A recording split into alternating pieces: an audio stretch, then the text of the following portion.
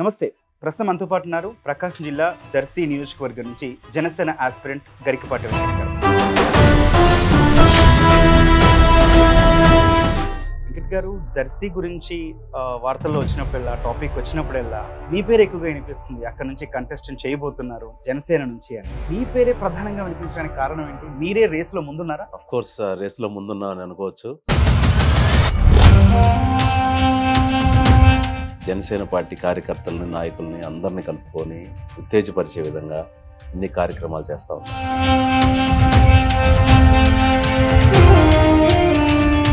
ఒకవేళ దర్శి నుంచి మీరు టికెట్ కన్ఫర్మ్ అయిపోయి రేపు గెలిస్తే అసలు దర్శికి ఏం చేస్తారండి? కళ్యాణ్ గారి ఆశీస్సులతోటి టికెట్ కన్ఫర్మ్ అయిందంటే, ఎందుకంటే గెలుపు ఖాయం.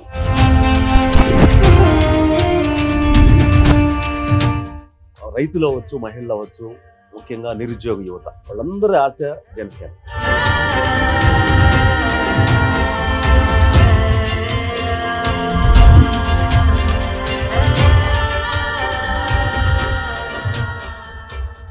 నమస్తే. ప్రస్తుతం మనతో పాటు ఉన్నారు ప్రకాశం జిల్లా దర్శి నియోజకవర్గం నుంచి జనసేన ఆస్పిరెంట్ గరికపాటి వెంకట్ గారు. ఆయనతో మాట్లాడదాం. సార్ నమస్తే అండి. నమస్కారం అండి. వెంకట్ గారు, దర్శి గురించి వార్తల్లో వచ్చినప్పుడల్లా, టాపిక్ వచ్చినప్పుడల్లా మీ పేరు ఎక్కువగా వినిపిస్తుంది. అక్కడ నుంచి కంటెస్టెంట్ చేయబోతున్నారు జనసేన నుంచి అని. ఏంటంటే చాలా మంది ఉన్నారు, దానికోసం వెయిట్ చేశారు, సీనియర్ నాయకులతో డిస్కషన్ కూడా జరిగింది. కానీ మీ పేరే ప్రధానంగా వినిపించడానికి కారణం ఏంటి? మీరే రేసులో ముందున్నారా? అఫ్ కోర్స్ రేసులో ముందున్నా అని అనుకోవచ్చు. ముఖ్యంగా కళ్యాణ్ గారి ఆశీస్సులతోటి దర్శి జనసేన తెలుగుదేశం కూటమి నుంచి అభ్యర్థిగా నిలబడాలనేది నా ఆకాంక్ష. ఆ విషయం కళ్యాణ్ సార్కి చెప్పడం కూడా జరిగింది. దానిలో భాగంగా మనం పార్టీని, జనసేన పార్టీ కార్యకర్తలని, నాయకుల్ని అందరినీ కలుపుకొని ఉత్తేజపరిచే విధంగా అన్ని కార్యక్రమాలు చేస్తా ఉన్నాం. అయితే మీకు టికెట్ కన్ఫర్మ్ ఇంకా అవ్వలేదు, కానీ ఆల్మోస్ట్ అయిపోయినట్టు అనే వార్త వినిపిస్తుంది. దీనికి ప్రధాన కారణం మీరు నాదెండ్ల మనోహర్ గారి చాలా కావాల్సిన వ్యక్తి, సో ఆయన ఆశీస్సుతోనే టికెట్ వచ్చింది అని ఒక వార్త వినిపిస్తుంది. ఎంతవరకు నిజమండి? అదేం లేదండి, అట్లా స్పెషల్గా ఒక పర్సన్ అని కాదు. నాదెళ్ల మనోహర్ గారు అయినా కూడా పిఏసి చైర్మన్గా ఎంతో కష్టపడతా ఉన్నారు పార్టీ గురించి. అందరూ కూడా కళ్యాణ్ గారు ఏదైతే డైరెక్షన్ ఇచ్చారో, ఏదైతే పార్టీని ఎలా డెవలప్ చేయాలో దానిలో భాగంగా మనోహర్ గారు పనిచేయడం జరుగుతుంది. మొట్టమొదటిగా మనోహర్ గారిని కలవటం జరిగింది, ఆ తర్వాత కళ్యాణ్ గారిని కలవటం జరిగింది. కళ్యాణ్ గారు ఎలా అయితే దిశానిర్దేశం చేస్తారో, ఎలా పార్టీకి పనిచేయమన్నారో అలా చేయాలనేది ఆలోచన. ఒకవేళ దర్శి నుంచి మీరు టికెట్ కన్ఫర్మ్ అయిపోయి రేపు గెలిస్తే అసలు దర్శికి ఏం చేస్తారండి? మీ ప్రాధాన్యాల లిస్టులో ఏమున్నాయి అసలు? కళ్యాణ్ గారి ఆశీస్సులతోటి టికెట్ కన్ఫర్మ్ అయిందంటే, మనం జనసేన తెలుగుదేశం కూటమి నుంచి భారీ మెజార్టీతో గెలిచి దర్శిని తీసుకెళ్లే అవకాశం నాకు దక్కినట్టే. ఎందుకంటే గెలుపు ఖాయం. ముఖ్యంగా మీరు అడిగింది ఏంటంటే ఏం చేస్తారనేది. అసెంబ్లీలో న్యూ జనరేషన్, కొత్త జనరేషన్గా కళ్యాణ్ గారు చెప్పినట్టు పారదర్శకత, ట్రాన్స్పరెన్సీ, గవర్నెన్స్ అనేది చూపిస్తాం. ముఖ్యంగా ఏంటంటే ప్రజలకి ఈమె ఏం చేస్తుంది వాళ్ళకి తెలియాలి, అక్కడ ఏం చేస్తుంది, ఏం చేయబోతుంది అనేది. అదేవిధంగా దర్శి కాన్స్టిట్యున్సీకి సంబంధించి మొట్టమొదటిగా టేకప్ చేసేది ఏంటంటే డ్రింకింగ్ వాటర్ 100 వాటర్ ప్లాంట్లు పెట్టాలనేది మా ఆలోచన. దానికి సంబంధించి ఇమీడియట్ యాక్షన్ ప్లాన్ తోటి, తాగునీరుకి ఎంతో ఇబ్బందిగా ఉంది, దానివల్ల ఆరోగ్యాలు ఇదవుతా ఉన్నాయి, మంచినీటి సౌకర్యం లేని చాలా విలేజెస్. దానికి సంబంధించి 100 వాటర్ ప్లాంట్లు మేము ఏర్పాటు చేయబోతున్నాం. అంటే ఇప్పుడున్న ప్రభుత్వం కావచ్చు, గత ప్రభుత్వాలు కావచ్చు, నెల్లూరు లాంటి ఒక మంచి సిటీ పక్కన ఉన్నా కూడా ప్రకాశం జిల్లాకు వచ్చేసరికి ఎప్పుడు వెనకబడిపోయిన పేరే వినిపిస్తుంది. మార్కాపురం కావచ్చు, గిద్దలూరు కావచ్చు, ఇట్లాంటి వాటికి సపరేట్గా డెవలప్మెంట్ అనే ఆలోచన ఏమైనా ఉందా? తప్పకుండా ఉందండి. ముఖ్యంగా ఏంటంటే ఇది పశ్చిమ ప్రకాశం అనేది నెగ్లెక్ట్ చేయబడింది గత పాలకుల దగ్గర నుంచి. ఇప్పుడున్న పాలకులు కూడా జనరల్గా ఎంతో మైగ్రేషన్ బయటికి, దర్శి, గిద్దలూరు, మార్కాపురం ఏరియా నుంచి 1,00,000 మంది పైగా ఇక్కడ హైదరాబాద్లోనే పనిచేస్తూ ఉంటారు. తాపీ మేస్టులు కానీ, బిల్డర్స్ డైలీ వేజెస్ కింద చాలా వలస వెళ్తూ ఉంటారు. దానికి సంబంధించి జనసేన అని పవన్ కళ్యాణ్ గారు చెప్పినట్టు వలసలు ఆపాలి అనే దాని మీదే వర్క్ చేయబోతా ఉన్నాం. వలసలు ఆపాలంటే ముందు ముఖ్యంగా విద్యా ఉద్యోగ అవకాశాలు కల్పించాలి. దానిలో భాగంగా మనం ఇంజనీరింగ్ కాలేజీలు తేవటం అయితేనే ఇక్కడికి దర్శికి, అదేవిధంగా కొత్త కంపెనీలు తీసుకొచ్చేసి ఎక్కడికో వెళ్లకుండా ఇక్కడ దగ్గరగా ఉండి పనిచేసేటట్టు మనం ఏర్పాటు చేయాలనేది ఆలోచన. వెంకట్ గారు, మీ గురించి మాట్లాడినప్పుడల్లా మీ ట్రస్ట్ గురించి కూడా మాట్లాడాలి. చాలా సేవా కార్యక్రమాలు చేస్తారు. ఎక్కడో రూట్ లెవెల్లో ఉన్న వాళ్ళు కూడా ఆయన ట్రస్ట్ నుంచి మాకు హెల్ప్ చేశారని చెప్పి ముందుకొచ్చి చెప్తున్న సందర్భాలు. ఓకే, ట్రస్ట్ కార్యక్రమాలు ఓకే, బాగుంది. కానీ రాజకీయాలకు మీరు కొత్త కదా! మీ ఫేస్ కంప్లీట్‌గా కొత్త. సో, మీరు ఎదుర్కొనేది అందులో మహామహులను ఎదుర్కోబోతున్నారు దర్శి నుంచి. ఆల్రెడీ రాజకీయాల్లో స్థిరపడిపోయి, ఎలా చెయ్యాలి, ఎలా చేయకూడదు రాజకీయాలని తెలిసిన వ్యక్తుల్ని ఫేస్ చేయబోతున్నారు. మరి ఎట్లా అనిపిస్తుంది? ఫేస్ చేయగలను అనిపిస్తుందా? తప్పకుండా. ఇది ముఖ్యంగా ఏంటంటే ప్రజల సహకారంతోటే.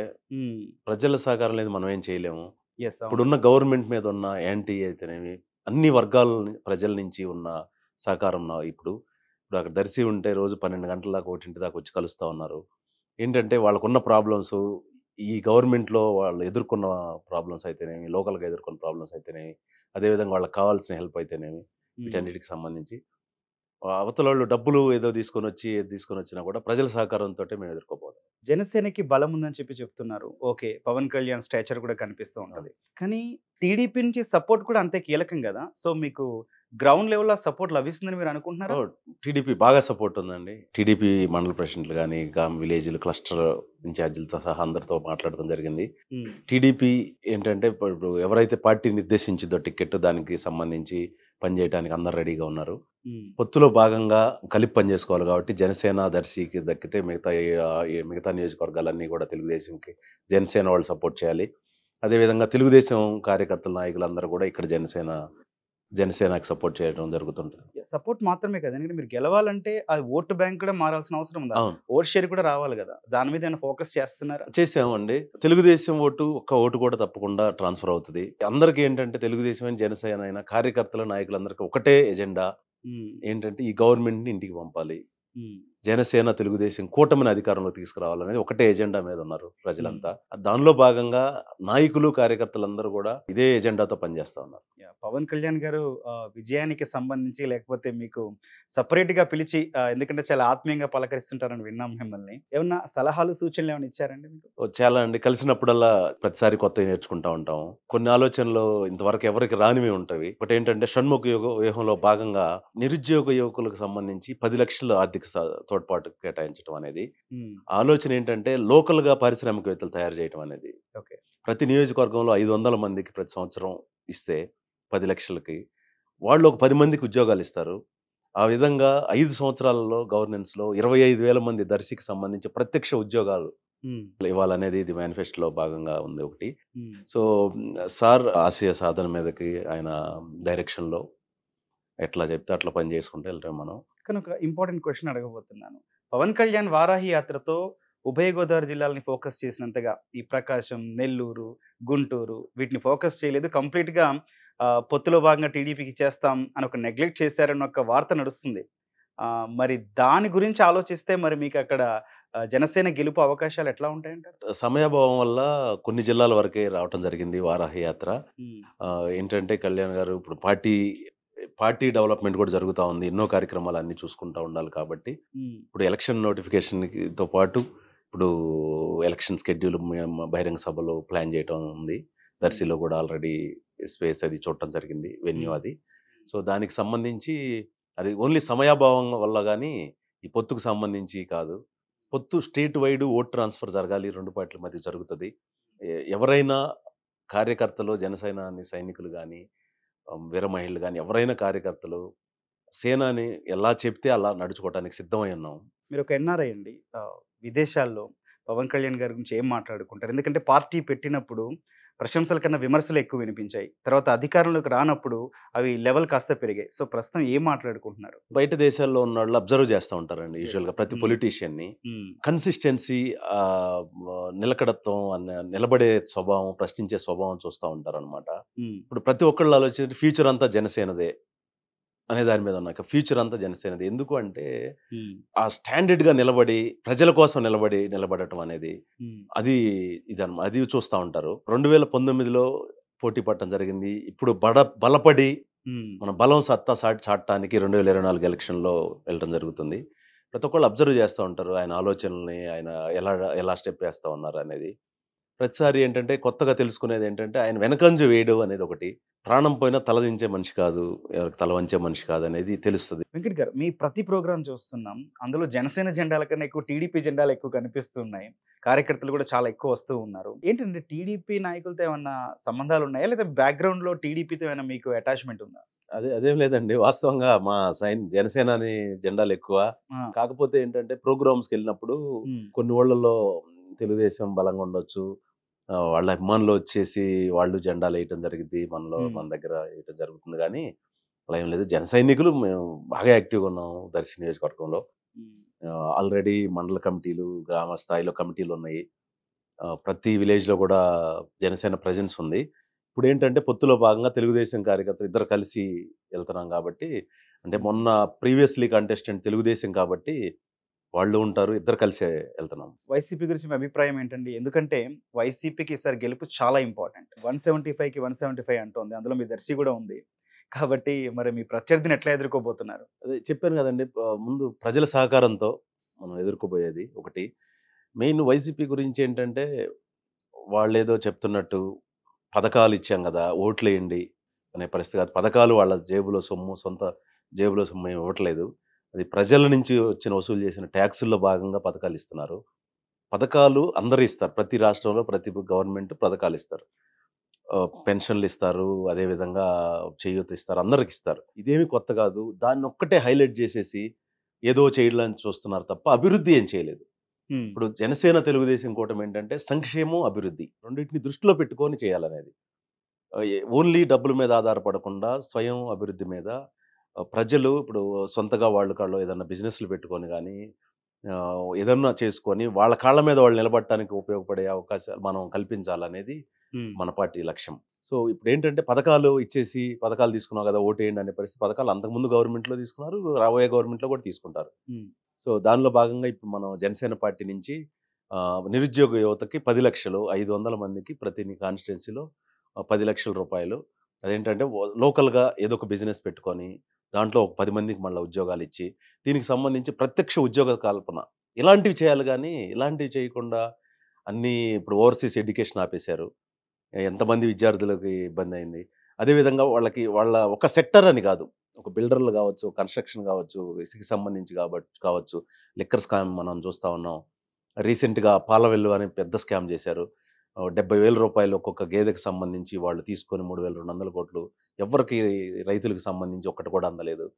ఇలా చెప్పుకుంటా పోతే ఇలా 175 స్కామ్‌లున్నాయి వాళ్ళ దగ్గర ఇప్పుడు. వై నాట్ 175 అంటే 175 స్కాములతోటి వాళ్ళు ఎలక్షన్‌కొస్తా ఉన్నారు. మేము సంక్షేమం, అభివృద్ధి రెండిటిని అదే విధంగా తీసుకెళ్ళటానికి నెక్స్ట్ 5 ఏళ్ళు ప్రజలకి సేవ చేయడానికి వస్తా ఉన్నాం. అందుకు మీకు ముందుకు తీసుకెళ్లాలంటే పవన్ కళ్యాణ్ బలమైన ఆయుధమైన గతంలో చంద్రబాబు చేయలేదు అనేది ఒక మైనస్‌గా కనిపిస్తోంది గదా! గతంలో తెలుగుదేశం పార్టీ ఆధ్వర్యంలో ఉన్నప్పుడు గతంలో ఏంటంటే వాళ్ళ మేనిఫెస్టో‌లోయి కొన్ని చేశారు. కొన్ని మిస్ అయ్యుండొచ్చు. ఇప్పుడేంటంటే జనసేన గూడా ప్రభుత్వంలో భాగస్వామ్యం. క్వెషన్ చేసే అధికారం మా కళ్యాణ్ గారికి మా జనసేన పార్టీ నుంచి ఉంటది. మేము అండగా ఉండి, ప్రజలకి అండగా ఉండి, ప్రజలకి ఏదైతే మనం ప్రామిస్ చేశామో అవన్నీ నెరవేర్చే బాధ్యత మా జనసేన పార్టీ తీసుకుంటది. నిన్న ఇంకో మాట కూడా వినిపించింది. పవన్ కళ్యాణ్ కేంద్ర రాజకీయాల్లోకి కూడా వెళ్ళే అవకాశాలున్నాయి. మోడీ ఈసారి పట్టుబట్టి మరి ఎంపీగా పోటీ చేయించే అవకాశాలు గూడా ఉన్నాయి. ఒకేళ రాష్ట్రంలో పవన్ కళ్యాణ్ లేకపోతే జనసేన బలంగా ఉంటుందా? బీజేపీ గూడా మాతో అలయన్స్‌గా ఉంది. తప్పకుండా కళ్యాణ్ గారు ఎలా డెసిషన్ తీసుకున్నా మేమందరం పనిజేయడానికి సిద్ధం. అది స్టేట్ అవ్వచ్చు, సెంట్రల్ అవ్వచ్చు. మనం అందరం ఎలక్షన్‌కెళ్ళి గెలిసి, తర్వాత ప్రభుత్వంలో భాగస్వాములై ప్రజలకు సేవ చేయాలనేదే గాని, పొత్తుల విషయం అనేది కళ్యాణ్ గారు పవన్ కళ్యాణ్ గారు చంద్రబాబు గారు డెసిషన్ తీసుకుంటారు. నేను అంత స్థాయిలో మాట్లాడేది గాదు. రైట్ అండి. ప్రతి గడపకి సంక్షేమం వెళ్ళింది వైఎస్ఆర్‌సీపీ ప్రభుత్వంలో అని చెప్పంటున్నారు. కానీ మీరు అడ్రెస్ చేస్తున్న సమస్యలు టీడీపీ గావచ్చు, జనసేన గావచ్చు. రైల్వే జోన్ తీసుకురాలేదు, ప్రత్యేక హోదా గురించి మాట్లాడలేదు అని. ఇవన్నీ కమ్యూనిటీ ఇష్యూస్. కానీ ప్రజలు ఓట్లు వేయాలంటే వాళ్ళు పర్సనల్‌గా ఏమొచ్చింది, మా కుటుంబానికి ఎంత లబ్ధి చేకూరిందని చూస్తారు గదా! ఈ పాయింట్ ఆఫ్ వ్యూలో వైఎస్ఆర్‌సీపీకి అనుకూలంగా కనిపిస్తున్నాయి గదా! డెఫినిట్‌గా మీరు చెప్పినట్టు వాళ్ళది హైలైట్ చేస్తా ఉన్నారు. హ్మ్. ఇప్పుడు అంతకుముందు పథకాలు తీసుకున్నారు. హ్మ్. రాబోయే ప్రభుత్వంలో పథకాలు తీసుకుంటారు. హ్మ్. దాన్నేంటంటే వీళ్ళు ఇచ్చిందే హైలైట్ చేస్తా, ఆ లిస్ట్ బయటకొదిలి మీరు మా డబ్బులు తీసుకున్నారు. మీరు మాకు హ్మ్. ఓటేయాలి. వాలంటీర్ల నుంచి బెదిరించే పరిస్థితుంది. హ్మ్. దాంట్లో ఏంటంటే ఇప్పుడు ప్రతి పర్సన్‌కి దేనికో దానికి ఒక పథకానికి అర్హుడవుతారు. అంతకుముందు గవర్నమెంట్‌లో అవ్వచ్చు, రేపు రాబోయే గవర్నమెంట్‌లో అవ్వచ్చు. అవును. కరెక్ట్. ఇప్పుడు వీళ్ళేం చేస్తున్నారంటే, ఇప్పుడు కరెంట్ బిల్లు 200 యూనిట్లు దాటితే మీకు పథకాలు కట్టని, ఇలా చాలా మంది కట్ చేశారనమాట. ఓకే. కట్ చేసి ఆ లబ్ధిదారుల నంబర్ తగ్గిచ్చి, హ్మ్. మేమేదో ఇచ్చామని జెప్పి డాకా బజాయిస్తా ఉన్నారనమాట. ప్రతి పథకంలో గూడా చాలా మంది లబ్ధిదారులను కట్ చేసి, హ్మ్. పైకేమో ప్రెస్ మీట్‌లు పెట్టి మేము బటన్ నొక్కాం ఇన్ని వేల కోట్లు, అన్ని వేల కోట్లు అని చెప్పి, పథకాలకు సంబంధించి కూడా మిక్స్ చేస్తా ఉన్నారనమాట. మిక్స్ చేసి అమౌంట్లు చెప్తా ఉన్నారు. కానీ వాస్తవానికి వెళ్ళి చూస్తే ఏంటంటే, అక్కడ చాలా మంది లబ్ధిదారులను కట్ చేసిందే కాకుండా, వాళ్ళ సాలరీలు అవ్వచ్చు, వాళ్ళ ఇన్‌కమ్ అవ్వచ్చు, దానికి సంబంధించి చాలా కండిషన్స్ పెట్టి, ఇప్పుడు ఏసీ ఉంటే కొన్ని పథకాలు రాకుండా పోవటం, ఓకే. కారు ఉంటే కొన్ని పథకాలు రాకుండా పోవటం, ఐటీఆర్ ఏస్తే కొన్ని పథకాలు రాకుండా పోవటం, ఇట్లా ఉంటాయన్నమాట. ఇప్పుడు చిన్న చిన్న బిజినెస్‌లు చేసుకునేవాళ్ళు, దళిత సోదరులు కూడా కొంతమంది ఐటీఆర్‌లు వేయాల్సొస్తది. బ్యాంకింగ్ అవసరాలకి. వాటికి సంబంధించి వాళ్ళ పథకాలను కట్ చేస్తా ఉంటారు. ఇలాంటి లబ్ధిదారులు కట్ చేసి మళ్ళీ పైకేమో మేము ఇన్ని కోట్లు ఇచ్చాం, అన్ని కోట్లు ఇచ్చాం అని చెప్తా ఉన్నారు. మహిళలు జనసేన వైపే ఉన్నారా? రైతులు అవ్వచ్చు, మహిళలు అవ్వచ్చు, ముఖ్యంగా నిరుద్యోగ యువత, వాళ్ళందరి ఆశ జనసేన. ఎందుకు అంటే, మహిళలంటే కళ్యాణ్ గారికి ఎంత రెస్పెక్టో, ఆయన ఎంత ఎమోషనల్ అవుతారో అందరికీ తెలిసిందే. జగన్ గారు షర్మిలా గారిని ఏమన్నా అంటేనే ఆయన ఊరుకునే పరిస్థితి కాదు. కళ్యాణ్ గారు మొన్న కూడా అడ్రస్ చేశారు లేటెస్ట్ మీటింగ్‌లో. సొంత చెల్లెల్నే చూసుకోలేనోళ్ళు ఎలా చేస్తారనేది. ఓకే. మహిళలందరికి సంబంధించి 2 పార్టీల మేనిఫెస్టోలో ఆల్రెడీ తెలుగుదేశం పార్టీ సూపర్ 6లో స్త్రీ శక్తి పెడతా ఉన్నారు. అదేవిధంగా ఇక్కడ కూడా మహిళలకు సంబంధించి వస్తా ఉన్నాయి పథకాలు. ముఖ్యంగా ఒక పథకాలే కాదు, ఇక్కడ పథకాలు, అభివృద్ధి 2 కలిపి చేస్తే వాళ్ళ కాళ్ళ మీద వాళ్ళు నిలబడే అవకాశం కల్పించి తలెత్తుకు తిరిగే విధంగా చేయాలనేది. ఏదో పథకాలు తీసుకున్నాం, ఏదో వాళ్ళ కిందకి తీసుకున్నాం అనేది కాకుండా, సొంతగా ఏదో ఒకటి చేసుకొని వాళ్ళ పిల్లల్ని వాళ్ళు చదివించుకొని మంచి ఉద్యోగ అవకాశాలకి చేయాలనేది ఆలోచన. చివరిగా దర్శి నియోజకవర్గంలో గరికపాటి వెంకట్ గారిని ఎందుకు గెలిపించాలి? ఏం చెప్తారు ప్రజలకి? ముఖ్యంగా ఇది జనసేనాని కళ్యాణ్ గారి ఆశీస్సులతోటి నాకు గన అవకాశం వస్తే, అదేవిధంగా మన జనసేన తెలుగుదేశం పార్టీ కూటమికి సంబంధించి అవకాశం వస్తే, దర్శికి సంబంధించి ఒక స్పెషల్ మేనిఫెస్టో పెట్టి, అది పార్టీల అంగీకారంతో ఒకటి, పార్టీలు కాకుండా నా పర్సనల్ మేనిఫెస్టో కూడా పెట్టి దర్శి ప్రజలకి సేవ చేయాలనుకుంటున్నాను.